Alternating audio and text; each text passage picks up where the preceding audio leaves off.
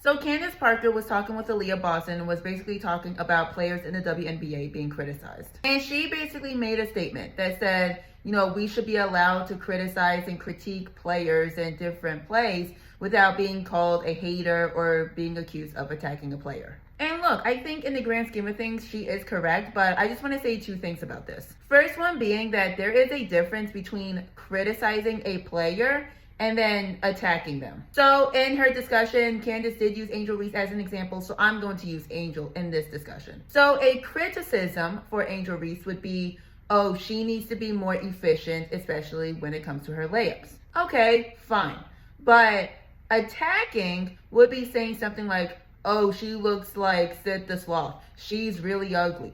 She's doing this. She's doing that. Like, it goes to the point where it doesn't even become about basketball. It becomes about the person themselves. It becomes very personal. And that's where it becomes an attack. And like I said, although I do agree with Candace about the general statement of people being able to criticize others, there are people that are out there just purely attacking people and just making it personal and not making it about basketball. And now the second thing I want to say is, even beyond that, right? Even just going off the, oh, I don't want to be called a hater and attacker because I'm criticizing people. Like, that's just sports in general. Like, no matter what sport you're talking about, right? Whether it's the NBA or you're talking about football, you're talking about soccer, you're talking about tennis, whatever sport it is, if you go and you criticize someone, there are going to be people that are going to call you a hater. So, I mean, you don't want to be called a hater. You don't want to be accused of attacking someone, but that genuinely is just the nature of sports. That is just the nature of talking about sports. That's just the sports world in general. So although I do agree with Candace on a general, more hypothetical sense,